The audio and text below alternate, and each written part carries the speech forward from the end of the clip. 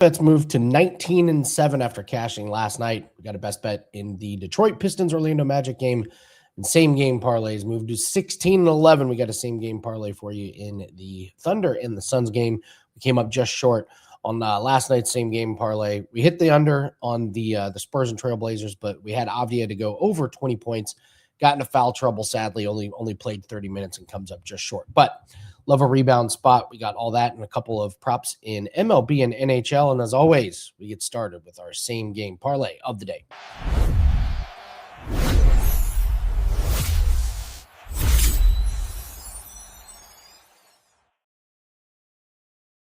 Going with a three-legger here. Normally I stick to two legs in NBA. I don't ever go past three, but we'll take a Thunder and Suns three-leg parlay here. And we're going to start with the crazy assumption that the Thunder are going to beat the injury-riddled and just completely undermanned Suns. So we'll drop this spread down to the alternate spread of -9.5. We'll put that with Hartenstein to have 6+ rebounds and Jalen Williams to have 1+ made 3. I'm kind of running it back based on what happened in the first game.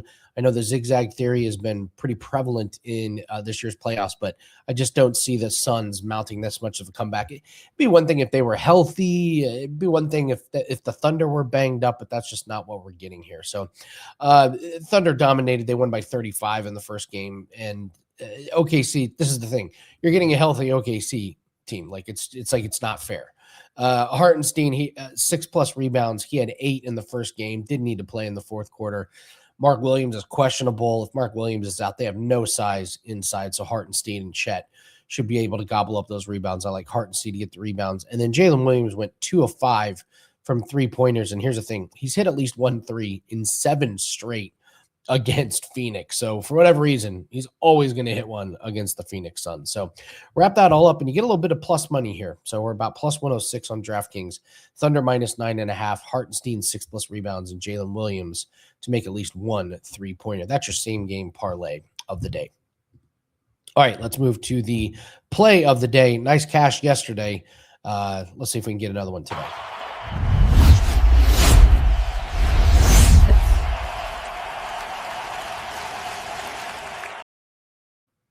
Oh, we got some Angel Reese drama. So if you don't know, Angel Reese used to date Jalen Duren. Now she dates Wendell Carter. Wendell Carter had a great game 1. Jalen Duren was obsolete. X's and O's wise, I kind of like what Orlando, not kind of, I love what Orlando did against Jalen Duren, but also I like what Wendell Carter's involvement is.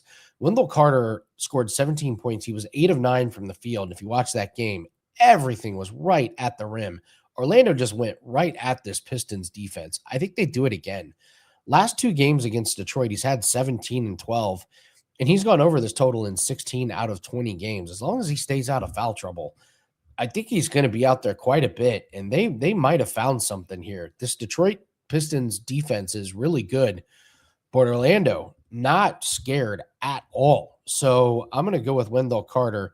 And as far as Jalen Duren, not to get too nerdy, Orlando just clogged up the pick and roll, and they just said, everyone else, you're not going to beat us. Cade, you can go for 39, and he did. And then nobody else did anything. Duren played 30+ minutes, had 8 points. Duncan Robinson made a few 3-pointers. That was it. Tobias Harris, I believe, is their next highest scorer with 17 points. So it was just Orlando just said, Cade, you're going to have to do everything. We're going to wear you down, and everyone else we're going to make obsolete. So I like that defensive plan. And on offense, I love that they just went right inside. And Wendell Carter's a big, big part of that. So that's going to be our play of the day. We got 2 quick props. And first off, all you guys have been watching, thank you so much. I have been very sick this week. Those of you that know me, I have asthma. And I have a pretty bad chest infection. I get asthma from my mom, and my mom had a really bad chest infection. I went over and had to help her out, and I got what she got, and it's just whooped my ass. So these videos are pretty tough this week. So I really appreciate all you guys watching. I'm glad we've been able to give out some winners here. So, but please hit the like button and leave me a comment. Could use some positive vibes because right after this video, I am going back to bed. So let's do a couple of plays here. Ohtani over 17.5 outs. This is one of the most funny props going because they let him go 18 outs exactly. So if the books put Ohtani at 17 and a half outs, we play it over.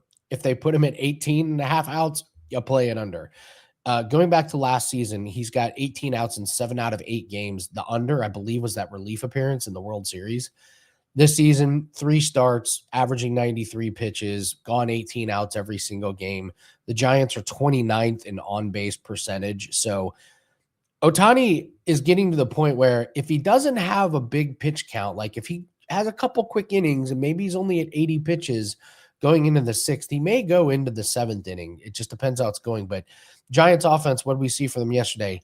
Got to Yamamoto early, and then Yamamoto goes late. And this Dodgers bullpen is very thin. They're missing a bunch of guys, so they're going to rely on the starters to go deep. So that's what we loved about Yamamoto yesterday. That was a nice cash for us and for clients. Yamamoto gets hit early, gives up 3 runs, and then proceeds to go 7 innings, goes over our strikeouts, props, and such. So we'll just take Ohtani over 17 and a half outs. I'm going to give you guys an NHL best bet. This did not make the card. It was really close to making a card, but it just didn't quite get there. We do have a 4% MLB, NBA, and NHL combo pack that is up for tonight. I believe there's 4 plays attached to that. If you want something more all access, we still have the buy 3 days, get 3 free. I believe we've got a golf play that just went up for the European Open. We've got lacrosse that goes off this afternoon. So any plays that we have for any sports that we have moving forward, it's a NASCAR weekend. So any sports you're going to get that part of, and you'll be part of the Winning in the Shadows family, which if you watch this show, you know that we love profiting in these markets that the books are not paying much attention to, and more importantly, the general public isn't paying much attention to. That way we get the best of the line. It's been proven long-term, been proven short-term. These are the sports and these are the markets that you can really build your bankroll in. All right, last prop, Alex Killorn over 1.5 shots on goal. So he went under in his last game. He had 1 shot on goal, but he had 8 shot attempts, which is crazy. He's on the second power play line. I really want to take him to go over as a client play. He's had 7 shot attempts and 8 shot attempts in his last 2 games, but he's just got a miserable track record against Edmonton. For whatever reason, he just doesn't get over this 1.5 shots on goal. If he goes over in the first period, I'm going to be mad at myself for not putting it in, but I would much rather lay off of a loser or lay off a winner than give out a loser. So I just can't get there because of his track history against Edmonton. So, all right, that's going to do it for us. I'm going to get some sleep. Let's cash some tickets here, boys. One of the nice things about not being able to sleep at night is you get to stay up and do as much research as possible, and then you sleep during the day. So thanks very much for watching. Good luck on your bets. We'll see everyone tomorrow.